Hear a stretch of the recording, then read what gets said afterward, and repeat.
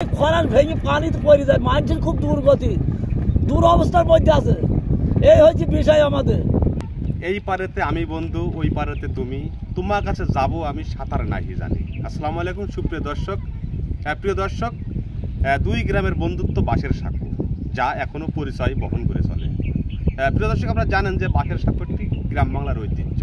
80-90 দশক থেকেই কিন্তু বিলুপ্তির পথে চলে গিয়েছে এই বাঁশের সাঁকো, কিন্তু এখনো এই ঐতিহ্য বহন করে রেখে চলেছেন দুই গ্রাম, চুয়াডাঙ্গা জেলার দামোদর উপজেলার দুলালনগর এবং কালিয়াবকরি। এই দুই গ্রামের বন্ধুত্ব এখনো নিবিড়ভাবেই রয়েছে। প্রিয় দর্শক, কিন্তু তাই নয়, এই দুই গ্রামের উপর দিয়ে কিন্তু পার্শ্ববর্তী জেলা মেহেরপুরের অনেক পথচারী কিন্তু এখান দিয়ে পারাপার হয়।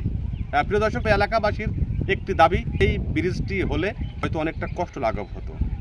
তাহলে প্রিয় দর্শক, বর্ষা বাদলে আসলে এই বাঁশের সাঁকো সেটা কিন্তু ভেঙে পড়ে চুরমার হয়ে যায় এবং সেটা প্রত্যেক বছর কিন্তু মেরামত করতে হয়। স্থানীয়দের দাবি, খুব দ্রুত এই নদীর ব্রিজ হলে হয়তোবা তাদের চলাচল ব্যবস্থাটা আরও সুবিধা হয়ে যাবে। প্রিয় দর্শক, আসলে আমরা কথা বলবো যারা পথচারীরা রয়েছেন। আর বাঁশের সাঁকো যে এখনো গ্রাম বাংলার ঐতিহ্যকে কেমন কি রূপে ধরা পড়ে। 80-90 বছর থেকে পা পারত নেই বাঁশের ফরাস, খুব কষ্টর জীবন মানুষের।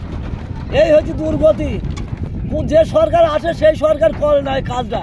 এই হচ্ছে আমার বড় দুঃখের বিষয়। খরার ভেঙে পানিতে পড়ে যায়, মানুষের খুব দুর্গতি, দুরবস্থার মধ্যে আছে। এই হচ্ছে বিষয় আমাদের। বাঁশের সাঁকো তো ছোট কালে দেখেছি, আটটা দেখিনি। কোন কালে আমরা আর সে আগে কালে চলেছি, এখন তো আর নেই কোথাও। তাহলে এখন আমাদের চলাফেরার খুব অসুবিধা। ধরেন বৃষ্টি বাদলাতেও অসুবিধা, তারপরে সাঁকো তো ভেঙে যায়, আর যাওয়া আসা যায় না, বুড়ো মানুষ তো পড়েই যায় কত। তাহলে আপনার একটু করা। প্রিয় দর্শক, তবে এলাকাবাসীর একটি দাবি, এই ব্রিজটি হলে হয়তো অনেকটা কষ্ট লাঘব হতো।